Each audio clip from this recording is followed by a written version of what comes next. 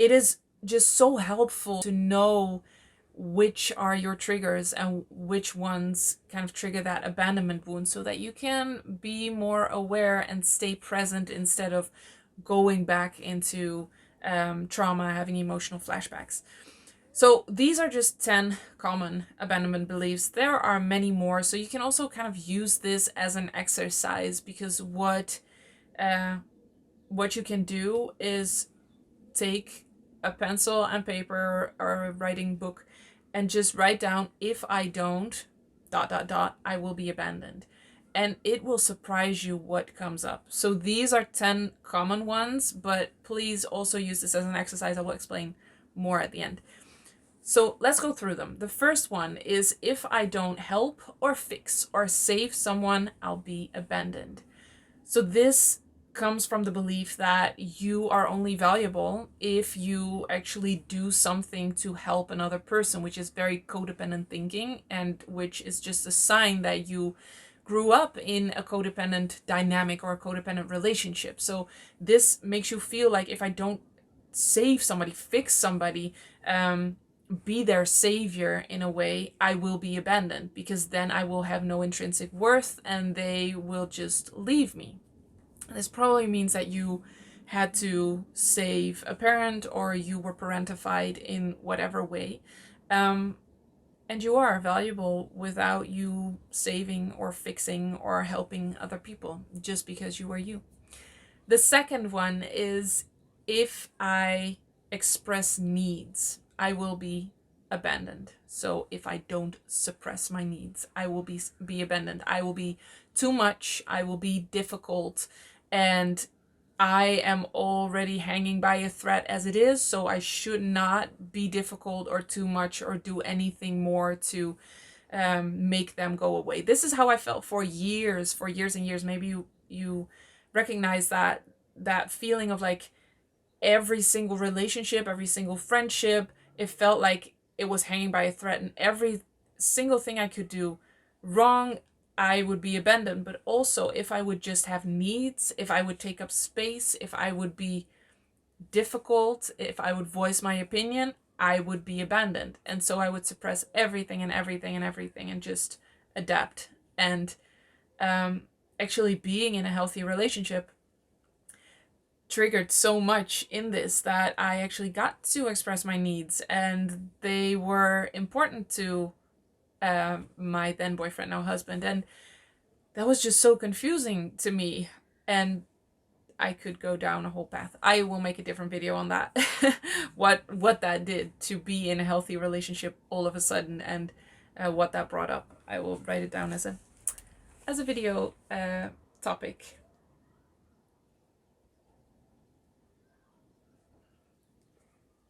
To be in a healthy relationship. Okay. So expressing needs and therefore being too much or difficult might cause me to be abandoned. The third one is, if I don't meet expectations, I will be abandoned. So this just makes you pretty much a slave to everybody around you, because as soon as somebody has an expectation of you, you believe that you have to meet that expectation. You believe that you have to do that.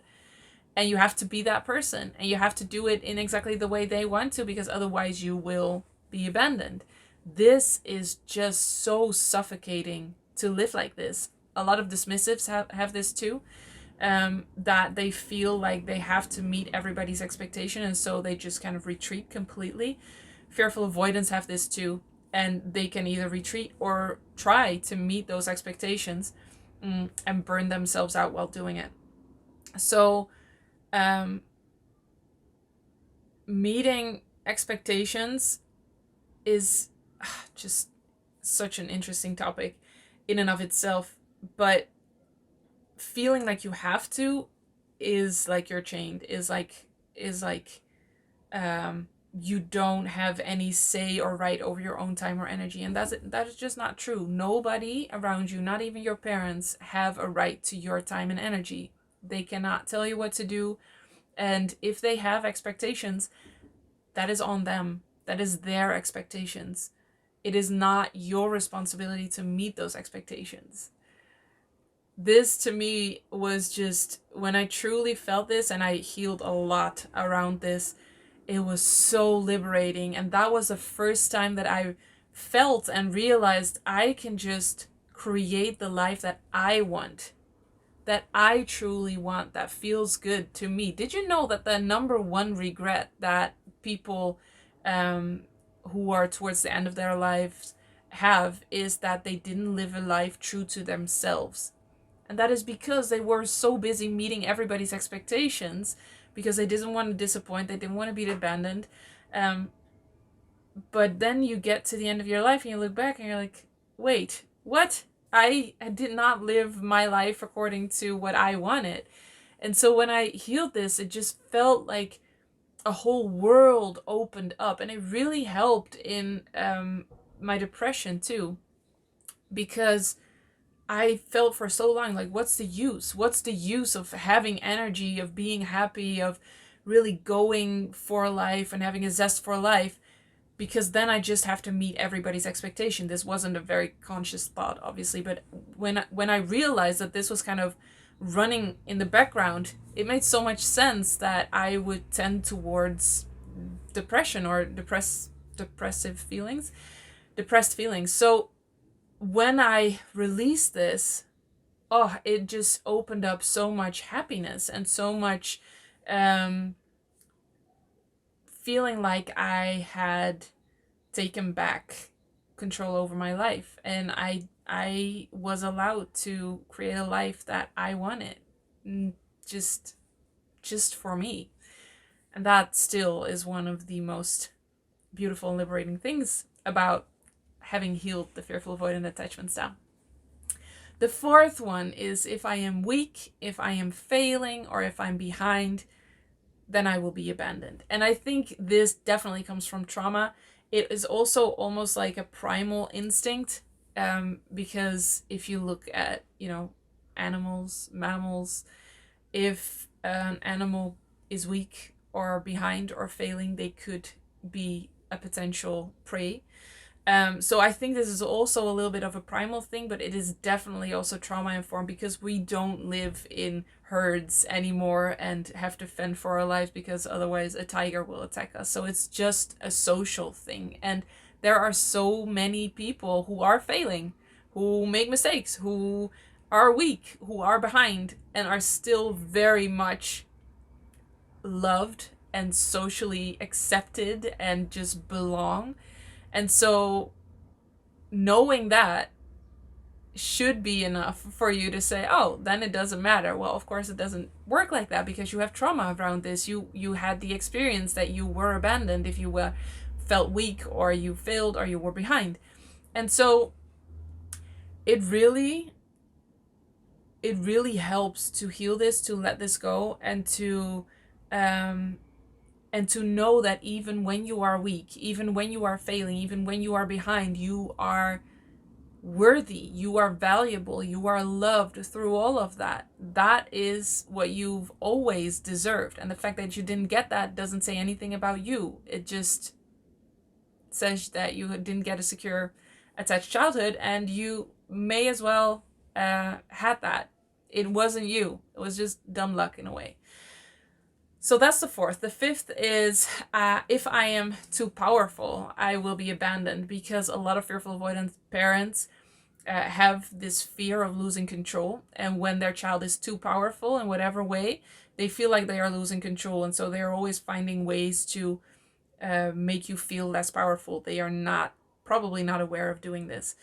But that probably gave you the experience that when you were powerful, when you voiced your opinions powerfully, that you were ridiculed or you were dismissed by your fearful avoidant parent. And so that made you believe that if I am too powerful, I will be abandoned. So it's not safe to be too powerful. Then the sixth is, if I am not who they want me to be, I will be abandoned. So if I am not who somebody else wants me to be as a person, the image that they have of me, so this goes maybe even beyond expectations, it really is like an identity kind of thing. If I don't adapt to their version of me, then I will be abandoned. And of course, this this is like a bigger picture thing of the biggest regret, right? Having lived a life true to yourself, or having lived as yourself, just who you are, whether that's weak, whether that's super powerful, whether that's you making mistakes because you're human. We all are. We're all messy humans. So just being who you are, if that feels threatening, that will make you adapt to whatever version somebody has of you, your partner, your friends. And it makes sense, right? Because when you were younger, it was either adapt and therefore not be yourself, to stay in connection, in some sort of connection with your fearful avoidant parent, or be yourself but then break the connection. And so that means you're being abandoned. So finding a way to be yourself and still be in that connection. I mean, healing just does that. You will still be yourself, because it's not that who you are right now is so far away from who you really are. It's just really some shifts in the way you see things and the way you think about things, more than that you would just become a whole different person. So I think we're usually scared to be ourselves, because that, what would that mean? I had a whole discussion with somebody not too long ago. She was a therapist, and she said, I'm not allowed to, I'm not a woo-woo person. And she said that very matter-of-factly, and I said, okay, but who doesn't want you to be a woo-woo person? And she stopped and she said, my husband. And she started crying. And she said, yeah, he's always telling me I, have to keep both feet on the ground, and I'm not, I shouldn't turn into, we have this saying in Dutch, zweefteef, we have this word for it. I don't know if there's a word for it in English, but I shouldn't turn into somebody woo-woo. And I said, okay, but what does woo-woo look like? Because even if, you would still be you, and he loves you. So sometimes we, and even our partners, have this image of something that we're scared of, when it actually, in fact, is not as scary as we make it out to be.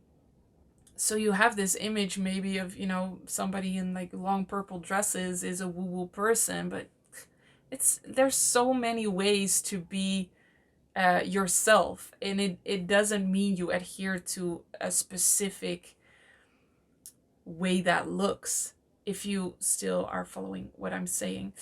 So yeah, that adapting to whatever somebody wants or doesn't want from us, it just takes so much energy. And so the interesting thing is that she actually talked to her husband about the whole question. Well, what does woo-woo look like? Like, what is that zweefteef? What is that person that is so woo-woo? What does that look like, and what scares you in that? And she said it was such a beautiful conversation, and we ended the conversation with, well, yeah, it's not a set thing. It's not a black and white thing. And he actually said, I would love you no matter what you would wear or how you would look or how you would act. So it was just kind of like this vague idea that he had that he was scared of. But when they unpacked it together, they actually realized there really wasn't anything to be scared of. Interesting, right? All right, the seventh is, if I'm not perfect, then I will be abandoned. And for the fearful avoidant especially, I mean, this can be in so many different areas, but what is very specific to the fearful avoidant is if I'm not perfect in my feelings. So most fearful avoidants have been brought up with the idea, I have to be somewhat happy all the time. Not too happy, not elated, because that will be out of control. That's not safe. But definitely also not grumpy or sad or angry or frustrated or any of the negative feelings, because that's unsafe too. So just happy enough to be comfortable for my fearful avoidant parent who has a lot of problems dealing with emotions and feelings, and so they can't really deal with anything else than me just being somewhat happy. So if I'm not perfect, I'm being abandoned. If I'm sad, I'm being abandoned. If I'm frustrated, I'm being abandoned. If I'm just confused about what I'm feeling, I'm being abandoned. If I'm too happy, I'm being abandoned. If I'm just see what you were allowed to be and to what extent, and feel that any other feeling around that just kind of feels unsafe and feels like you are being abandoned. And that's why when we are feeling things that we haven't learned how to process, our fear brain is trying to find a really bad thing that will happen when we allow that feeling. And in relationships, that usually is, well, if I allow this feeling to be there, this tension that I'm feeling, this fear that I'm feeling, then that will mean that this relationship isn't right for me and I have to break up, and I don't want to break up. So your fear brain is trying to find a reason in the now for you not to feel this feeling and to suppress it, because it's just so unsafe to feel it. Yeah, I will talk about this more in another video. But having to have perfect feelings is just so exhausting. It's so exhausting. So healing this is also very freeing, to not be scared of any feeling anymore, and to just be an empty vessel for all your feelings is deeply healing. I so wish that for you. The 8th one is, if I don't perform, succeed, am smart, or achieve, I will be abandoned. So this is for a lot of fearful avoidants the truth, but also for a lot of dismissives, that you are only valuable when you perform, achieve, are smart. Because when you have a lot of trouble with connection, the next best thing is getting attention and adoration for who you are, or what you have achieved. And so it kind of bypasses who you are as a person, and that fact that you just are valuable the way you are, even if you don't perform, if you don't succeed, if you're not smart or saying not smart things and you don't achieve. So yeah, a lot of fearful avoidants have some healing to do around this. And then the 9th one is, if I'm not special or a victim, I will be abandoned. This is another way to keep somebody with you. So you can either go the achieving and performing route, or you can go the special victim route, and you can definitely do both. I did both for years and years and years. But the special thing is, sometimes we have to suffer in a special way. We have to suffer so much, so uniquely, so grandiose, that we are just very it would be mean of another person to leave you. And so we kind of turn it to it being a character thing for them. Like we suffer so much that if they would leave, they would be a horrible person. And that's how we try to bond them to us. That's how we try to keep them close to us. And this is just trauma. It is something you can release. It is something you can heal. And actually realizing and experiencing that people are with you just because they want to be with you is just so incredibly validating. I so wish for you that you would experience that somewhere in your life, where you would heal and release this wanting to be special or wanting to be a victim just to keep other people close to you, and just realize that even when you are completely okay and not special and not a victim, that you are deeply loved. That you are deeply loved, because that would just take away so much suffering.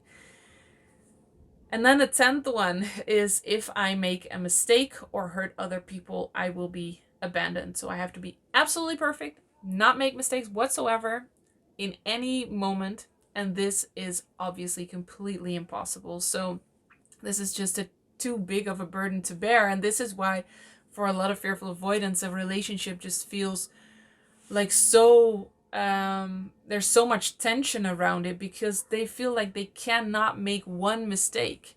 They are not allowed to make one mistake. And when they say something wrong or do something wrong, it's like, well, this is it. Now I've done it. Now everything is lost. And that's when they lash out. That's when they have the fearful avoidant behaviors, because they feel so vulnerable and they feel like they are going to lose you anyway, and so they may as well just push you away so that it doesn't hurt as much to lose you. I know it may seem to not make sense, but it makes so much sense. It makes so much sense. So if you heal this belief that you are not allowed to make mistakes or not allowed to hurt anybody ever, it will help you relax into relationships and actually enjoy them and actually enjoy the moment, which is amazing and which is completely what you deserve. So these are 10 common abandonment beliefs in the fearful avoidant attachment style. And like I said, there are more. There are probably like 100. These are just very common.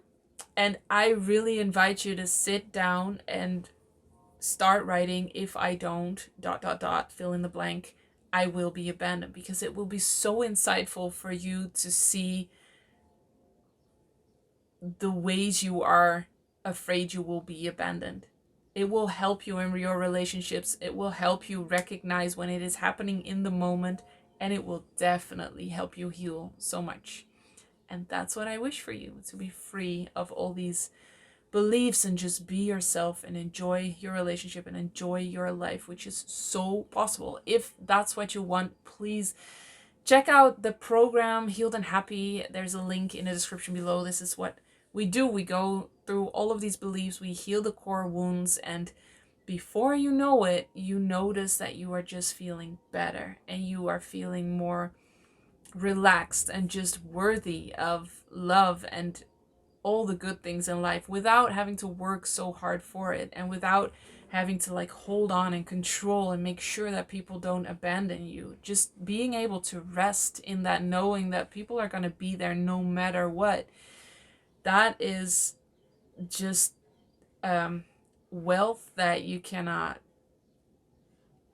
even really explain. It's just, it feels so beautiful. And that's absolutely what I wish for you. Please let me know in the comments below if this was valuable to you. And as always, I am so happy you are here, and I will see you in the next one. Healed and Happy is a tailor-made online program where me and my team personally guide you through healing the roots of a fearful avoidant attachment style.